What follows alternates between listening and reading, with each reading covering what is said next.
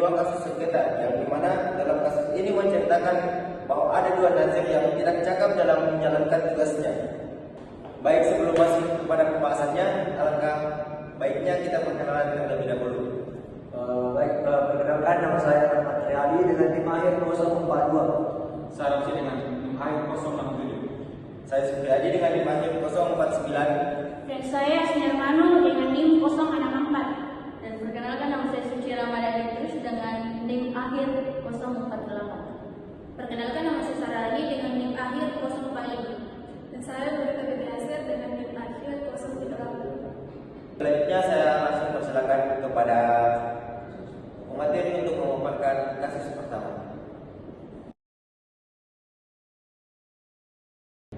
Untuk kasus pertama, sengketa di Masjid Al-Hidayah Bandung. Nah, pada tahun 2022, Wakif mengajukan gugatan terhadap nazir di Masjid Al-Hidayah Bandung. Wakif merasa curiga karena nazir di sini tidak transparan dalam menggunakan dana dari Wakif untuk disumbangkan untuk pendidikan dan kegiatan sosial lainnya. Wakif di sini curiga karena laporan keuangan dikeluarkan oleh nazir tidak sesuai dengan dana yang seharusnya dikeluarkan. Nah, baik, selanjutnya yaitu proses sengketa. Wakif mengajukan gugatan ke Pengadilan Agama Bandung pada bulan April 2023.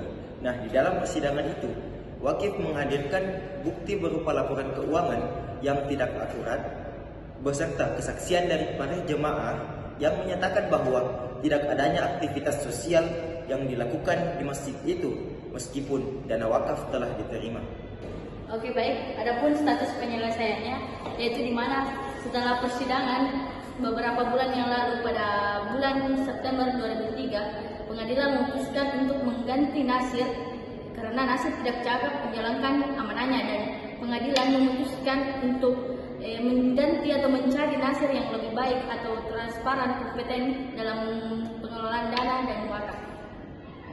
Dan alasan kasus pertama nasir tidak dianggap cakap yaitu karena nasir di sini tidak memenuhi syarat transparansi dan akuntabilitas dalam penggunaan dana wakaf. Penggunaan dana yang untuk kebutuhan pribadi atau kebutuhan pribadi dan laporan keuangan yang tidak jelas. Di sini nasir membuktikan bahwa tidak dapat menjalankan atau menjaga amanah yang diberikan oleh Wakif. Kasus yang kedua, Yayasan Pendidikan Al-Quran berada di Surabaya. Pada tahun 2023 terjadi sengketa antara pemanfaat dan nazir.